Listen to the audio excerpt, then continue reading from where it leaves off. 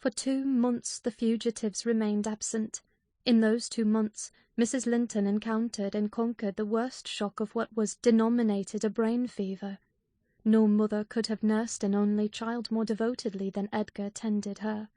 Day and night he was watching and patiently enduring all the annoyances that irritable nerves and a shaken reason could inflict. And, though Kenneth remarked that what he saved from the grave would only recompense his care by forming the source of constant future anxiety, in fact, that his health and strength were being sacrificed to preserve a mere ruin of humanity, he knew no limits in gratitude and joy when Catherine's life was declared out of danger, and hour after hour he would sit beside her, tracing the gradual return to bodily health, and flattering his too sanguine hopes with the illusion that her mind would settle back to its right balance also, and she would soon be entirely her former self. The first time she left her chamber was at the commencement of the following March. Mr. Linton had put on her pillow, in the morning, a handful of golden crocuses. Her eye, long stranger to any gleam of pleasure, caught them in waking, and shone delighted as she gathered them eagerly together. "These are the earliest flowers at the Heights," she exclaimed. "They remind me of soft thaw winds, and warm sunshine, and nearly melted snow. Edgar, is there not a south wind, and is not the snow almost gone?" "The snow is quite gone down here, darling," replied her husband, "and I only see 2 white spots on the whole range of the moors. The sky is blue, the larks are singing, and the becks and brooks are all brim full. Catherine, last spring at this time I was longing to have you under this roof. Now I wish you were a mile or 2 up those hills. The air blows so sweetly I feel that it would cure you." "I shall never be there but once more," said the invalid, "and then you'll leave me, and I shall remain forever. Next spring you'll long again to have me under this roof, and you'll look back and think you were happy today." Linton lavished on her the kindest caresses, and tried to cheer her by the fondest words, but, vaguely regarding the flowers, she let the tears collect on her lashes, and stream down her cheeks unheeding. We knew she was really better, and therefore decided that long confinement to a single place produced much of this despondency, and it might be partially removed by a change of scene. The master told me to light a fire in the many weeks deserted parlour, and to set an easy-chair in the sunshine by the window, and then he brought her down, and she sat a long while enjoying the genial heat, and, as we expected, revived by the objects around her, which, though familiar, were free from the dreary associations investing her hated sick-chamber.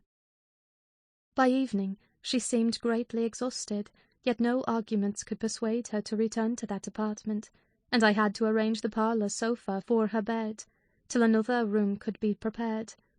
To obviate the fatigue of mounting and descending the stairs, we fitted up this, where you lie at present, on the same floor with the parlour, and she was soon strong enough to move from one to the other, leaning on Edgar's arm. Ah, I thought myself, she might recover, so waited on as she was, and there was double cause to desire it, for on her existence depended that of another. We cherished the hope that in a little while Mr. Linton's heart would be gladdened, and his lands secured from a stranger's grip by the birth of an heir. I should mention that Isabella sent to her brother some 6 weeks from her departure a short note announcing her marriage with Heathcliff. It appeared dry and cold, but at the bottom was dotted in with pencil an obscure apology, and an entreaty for kind remembrance and reconciliation, if her proceeding had offended him, asserting that she could not help it then, and being done, she had now no power to repeal it.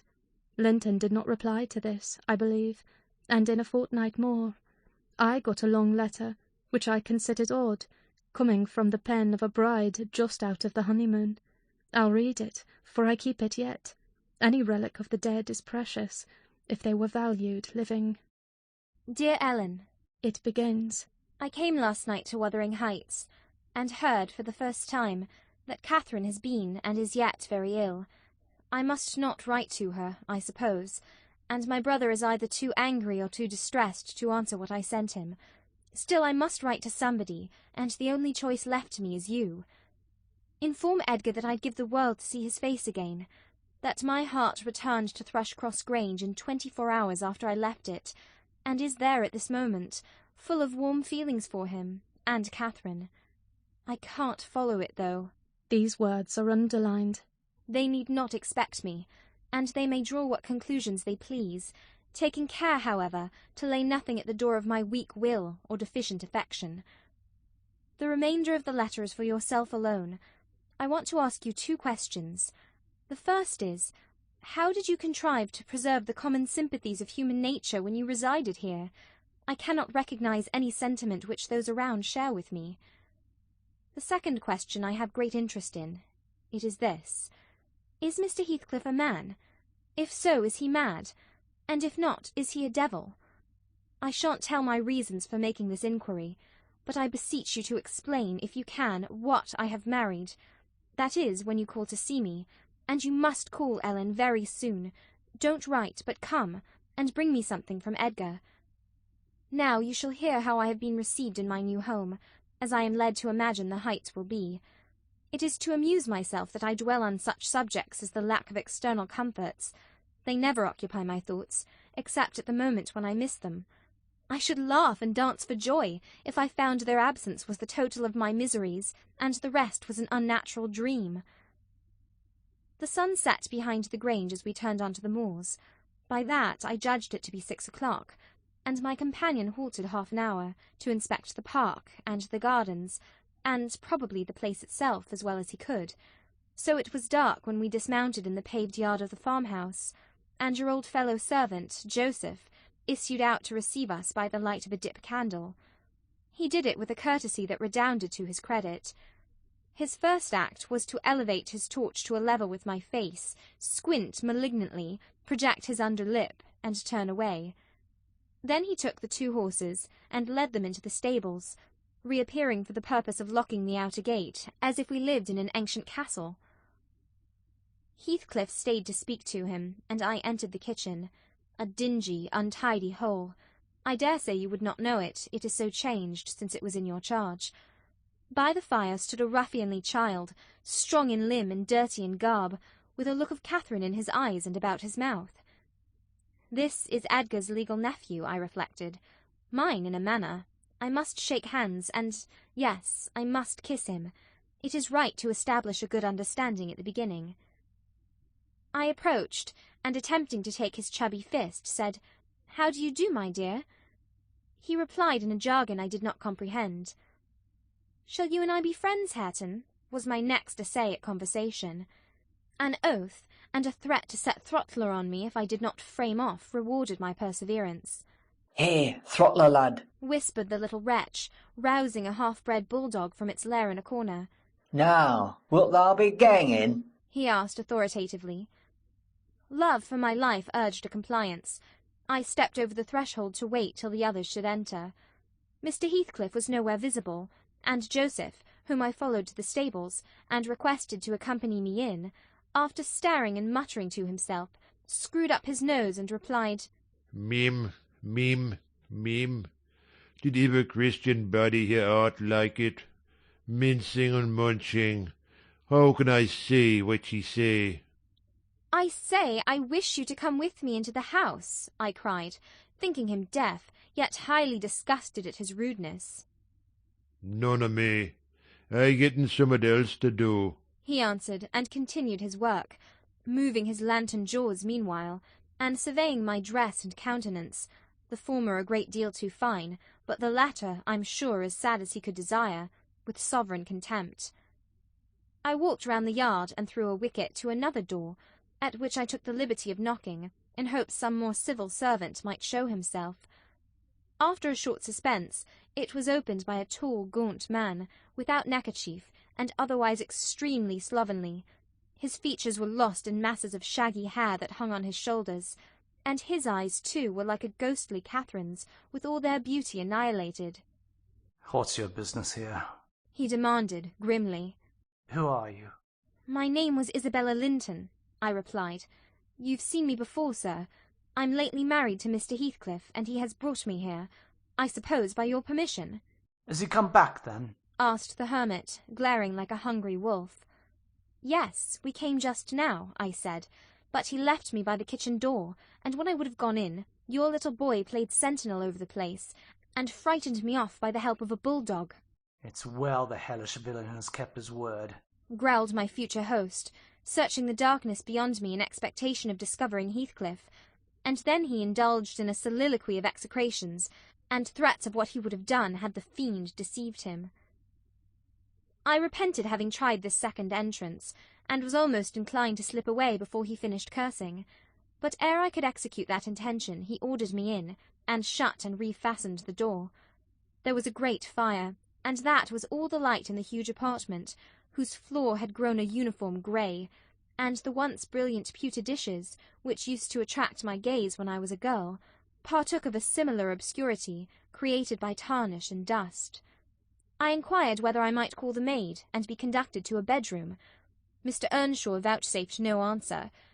He walked up and down, with his hands in his pockets, apparently quite forgetting my presence, and his abstraction was evidently so deep, and his whole aspect so misanthropical, that I shrank from disturbing him again. You'll not be surprised, Ellen, at my feeling particularly cheerless, seated in worse than solitude on that inhospitable hearth, and remembering that 4 miles distant lay my delightful home, containing the only people I loved on earth, and there might as well be the Atlantic to part us, instead of those 4 miles. I could not overpass them. I questioned with myself, where must I turn for comfort? And, mind you don't tell Edgar or Catherine, above every sorrow beside, this rose preeminent. Despair at finding nobody who could or would be my ally against Heathcliff. I had sought shelter at Wuthering Heights, almost gladly, because I was secured by that arrangement from living alone with him, but he knew the people we were coming amongst, and he did not fear their intermeddling. I sat and thought a doleful time. The clock struck 8 and 9, and still my companion paced to and fro, his head bent on his breast and perfectly silent, unless a groan or a bitter ejaculation forced itself out at intervals. I listened, to detect a woman's voice in the house, and filled the interim with wild regrets and dismal anticipations, which, at last, spoke audibly in irrepressible sighing and weeping. I was not aware how openly I grieved, till Earnshaw halted opposite, in his measured walk, and gave me a stare of newly awakened surprise. Taking advantage of his recovered attention, I exclaimed, "I'm tired with my journey, and I want to go to bed. Where is the maid-servant? Direct me to her, as she won't come to me." We have none, he answered. You must wait on yourself. Where must I sleep, then? I sobbed. I was beyond regarding self-respect, weighed down by fatigue and wretchedness. Joseph will show you Heathcliff's chamber, said he. Open that door, he's in there. I was going to obey, but he suddenly arrested me, and added in the strangest tone, Be so good as to turn your lock and draw your bolt. Don't omit it. Well, I said, but why, Mr. Earnshaw? I did not relish the notion of deliberately fastening myself in with Heathcliff. Look here, he replied, pulling from his waistcoat a curiously constructed pistol, having a double-edged spring knife attached to the barrel. That's a great temper to a desperate man, is it not? I cannot resist going up with us every night, and trying his door. If once I find it open, he's done for. I do it invariably, even though the minute before I have been recalling 100 reasons that should make me refrain. It is some devil that urges me to thwart my own schemes by killing him. You fight against that devil for love as long as you may. When the time comes, not all the angels in heaven shall save him. I surveyed the weapon inquisitively. A hideous notion struck me. How powerful I should be possessing such an instrument. I took it from his hand and touched the blade. He looked astonished at the expression my face assumed during a brief second. It was not horror, it was covetousness. He snatched the pistol back jealously, shut the knife, and returned it to its concealment. I don't care if you tell him, said he. Put him on his guard, and watch for him. You know the terms we are on, I see. His danger does not shock you. What has Heathcliff done to you? I asked. In what has he wronged you to warrant this appalling hatred? Wouldn't it be wiser to bid him quit the house? No, thundered Earnshaw. Should he offer to leave me, he's a dead man. Persuade him to attempt it, and you are a murderess. Am I to lose all, without a chance of retrieval? Is Hareton to be a beggar? Oh, damnation! I will have it back, and I'll have his gold too, and then his blood, and hell shall have his soul. It will be 10 times blacker with that guest than ever it was before. You've acquainted me, Ellen, with your old master's habits. He is clearly on the verge of madness. He was so last night, at least. I shuddered to be near him, and thought on the servant's ill-bred moroseness as comparatively agreeable. He now recommenced his moody walk, and I raised the latch and escaped into the kitchen. Joseph was bending over the fire, peering into a large pan that swung above it, and a wooden bowl of oatmeal stood on the settle close by. The contents of the pan began to boil, and he turned to plunge his hand into the bowl. I conjectured that this preparation was probably for our supper, and being hungry, I resolved it should be eatable, so, crying out sharply, "I'll make the porridge," I removed the vessel out of his reach, and proceeded to take off my hat and riding habit. "Mr. Earnshaw," I continued, "directs me to wait on myself. I will. I'm not going to act the lady among you, for fear I should starve." Good Lord, he muttered, sitting down, and stroking his ribbed stockings from the knee to the ankle. If there's to be fresh ortherings, just when I getting used to 2 meisters, if I mun have a mistress set o'er my head, it's like time to be flitting. I never did think to see today when I would leave the old place, but I doubt it's nigh at hand. This lamentation drew no notice from me. I went briskly to work, sighing to remember a period when it would have been all merry fun, but compelled speedily to drive off the remembrance.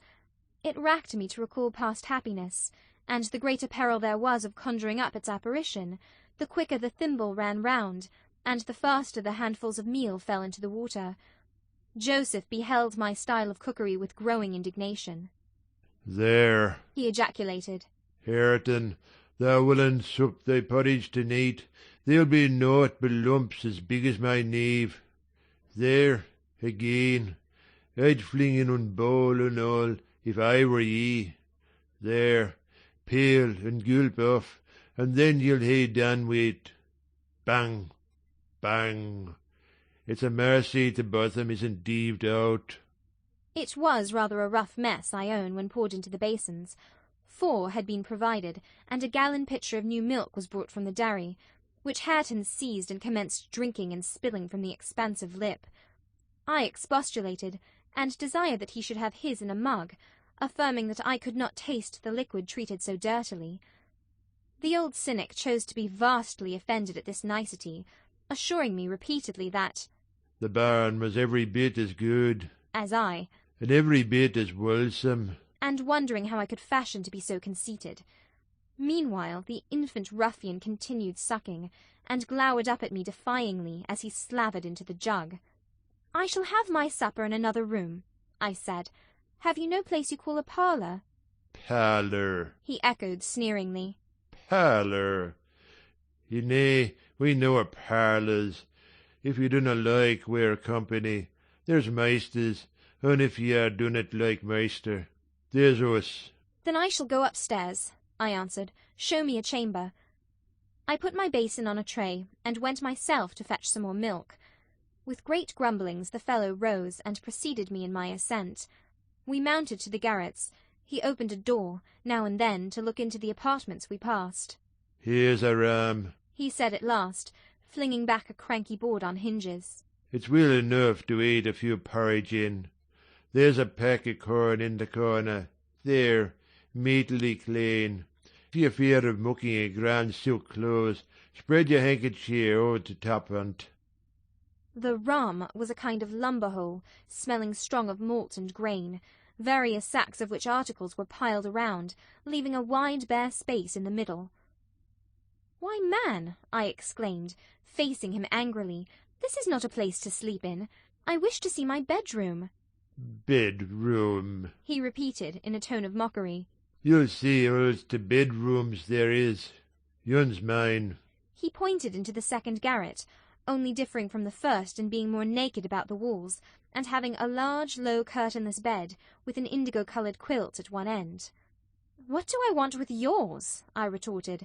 "I suppose Mr. Heathcliff does not lodge at the top of the house, does he?" "Oh, it's Maister Heathcliff you're wanting," cried he, as if making a new discovery. "Couldn't ye ha' said so at onst? And then I mutna tell ye about all this work, that that's just one ye cannot see. He allus keeps it locked, and nobody ever bells on't but hisseln." "You've a nice house, Joseph," I could not refrain from observing, "and pleasant inmates, and I think the concentrated essence of all the madness in the world took up its abode in my brain the day I linked my fate with theirs. However, that is not to the present purpose. There are other rooms. For heaven's sake be quick, and let me settle somewhere." He made no reply to this adjuration, only plodding doggedly down the wooden steps, and halting before an apartment which, from that halt and the superior quality of its furniture, I conjectured to be the best one. There was a carpet, a good one, but the pattern was obliterated by dust. A fireplace hung with cut paper, dropping to pieces. A handsome oak bedstead, with ample crimson curtains of rather expensive material and modern make, but they had evidently experienced rough usage. The valances hung in festoons, wrenched from their rings, and the iron rod supporting them was bent in an arc on one side, causing the drapery to trail upon the floor. The chairs were also damaged, many of them severely, and deep indentations deformed the panels of the walls. I was endeavouring to gather resolution for entering and taking possession, when my fool of a guide announced, "This here is the Maister's." My supper by this time was cold, my appetite gone, and my patience exhausted. I insisted on being provided instantly with a place of refuge and means of repose. "Where the divil," began the religious elder. "The Lord bless us, the Lord forgie us. Where the hell would ye gang, ye marred wearisome nowt? Ye've seen all but Hareton's bit of a chamber. There's not another hole to lig down in the house." I was so vexed I flung my tray and its contents on the ground, and then seated myself at the stair's head, hid my face in my hands, and cried. "Eh, eh," exclaimed Joseph. "Well done, Miss Cathy, well done, Miss Cathy. Hows'ever, the Maister shall just tumble o'er them broken pots, and then we'll hear summat. We'll hear how it's to be. Good for nought, madling. You deserve pining through this to Christmas, flinging the precious gifts of God under foot, ye fleysome rages. But I mista'en if ye show ye spirit long. Will Heathcliff bide his bonny ways, think ye? I nobbut wish he may catch ye in that plisky. I nobbut wish he may." And so he went on scolding to his den beneath, taking the candle with him, and I remained in the dark. The period of reflection succeeding this silly action compelled me to admit the necessity of smothering my pride and choking my wrath, and bestirring myself to remove its effects. An unexpected aid presently appeared in the shape of Throttler, whom I now recognised as a son of our old skulker. It had spent its whelphood at the Grange, and was given by my father to Mr. Hindley. I fancy it knew me. It pushed its nose against mine by way of salute, and then hastened to devour the porridge, while I groped from step to step, collecting the shattered earthenware, and drying the splatters of milk from the banister with my pocket-handkerchief. Our labours were scarcely over, when I heard Earnshaw's tread in the passage. My assistant tucked in his tail and pressed to the wall. I stole into the nearest doorway.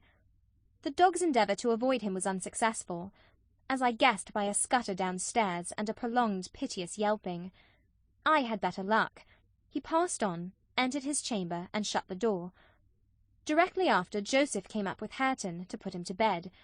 I had found shelter in Hareton's room, and the old man, on seeing me, said, "There's room for both ye and your pride. No, I should think, in the house. It's empty. You may have it all to yourseln, and him as allus makes a third is sich ill company." Gladly did I take advantage of this intimation, and the minute I flung myself into a chair by the fire, I nodded and slept. My slumber was deep and sweet, though over far too soon. Mr. Heathcliff awoke me. He had just come in, and demanded, in his loving manner, what I was doing there. I told him the cause of my staying up so late, that he had the key of our room in his pocket.